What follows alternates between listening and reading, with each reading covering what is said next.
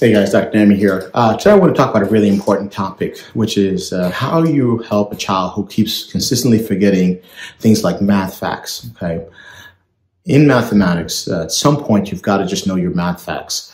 Oftentimes, as I've said in prior videos, there are three main ways or three main levels of understanding math. The first step is understanding the concept. For example, with addition, the concept of addition is very simple to understand. You're taking two things, you're putting them together, and you're making them bigger. Once you understand the concept, the next level is actually understanding what the math facts are. Without having to think about it, knowing that 2 plus 2 is 4, 4 plus 4 is 8, knowing, 2 plus 4 is 6, and understanding that in a way that just has quick recall is a huge advantage. Then the next level is mastery. So this video is going to focus on that second level of memorizing the math facts and how you help children who may be struggling just with the process of memorization of those math facts. We've all had this experience where, a child just knew something, and then all of a sudden you ask them a week or a day later, or even 2 weeks later, and they've forgotten everything that you've taught them. And I think this is really helpful because as you move on to more advanced math, kids are going to need to just understand what those math facts are. If you look at prior generations, a lot of time was actually spent memorizing those math facts. Now with the newer models of teaching, teachers are now emphasizing understanding and less time is actually being spent on memorization.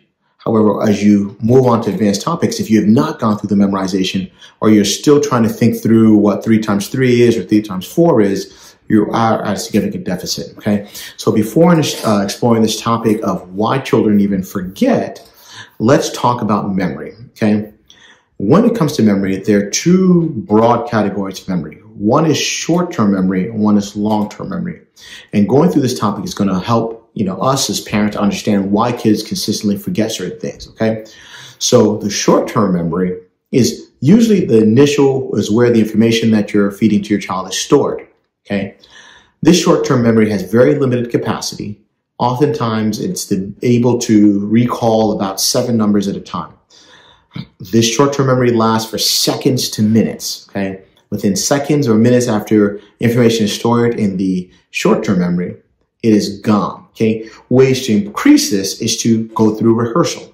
So short-term memory requires consistent maintenance. It's meant to only be a short area where information is stored and then quickly forgotten, okay? The other category of memory is long-term memory. Long-term memory, you can store information for years and never forget it. If you think of what it felt like, when you got married or a big critical moment where you went for promotion, those are all things that are stored in your long-term memory. And no matter how much time passes, most of the times you can recall those things. So really when it comes to memorizing math facts, the issue is a lot of the information is being stored in the short-term memory, is being forgotten, and a small portion of it is being stored in the long-term memory to actually be remembered. And this is why kids consistently forget a lot of their math facts, okay?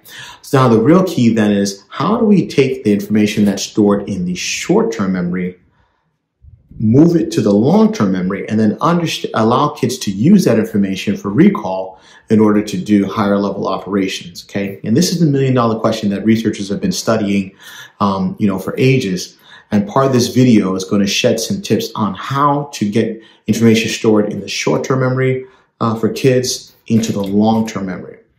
Once we go over some of those strategies, then I'm going to go through a series of recommendations, which is multi-pronged in approach in order to help kids retain a lot more of their math facts in their short-term memory and move it to their long-term memory for future use, okay? Just to recap, short-term memory has limited capacity. It's going to last for seconds to minutes. Typically when we reach the limits of our short-term memory, it's usually at about, memorizing 7 numbers in a row. Usually the 8th or 9th number, you start to forget, okay? Long-term memory, high capacity, is going to last much longer.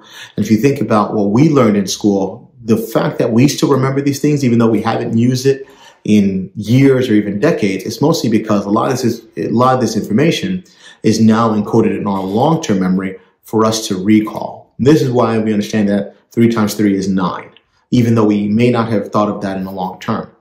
If you tell that to a child today and you ask them a week later, they won't know that 3 times 3 is 9 because when you told it to them, it was quickly stored in their short-term memory, okay?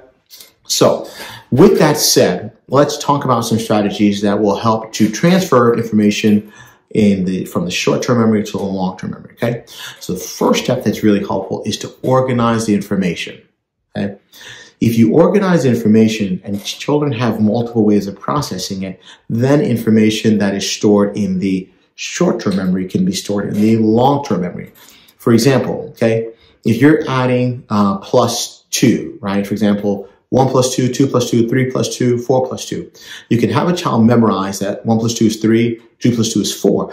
Or you can organize it and explain to the child that anytime you add 2, you're jumping over 2 place values, right? So if they count it, it's 2, 3, 4. By organizing in that fashion, you give a child multiple ways of getting to that answer, even if they may not have it down by recall. So that organizes it, okay? The second strategy that's helpful in allowing kids to move math facts from their short-term memory to their long-term memory is making associations, okay?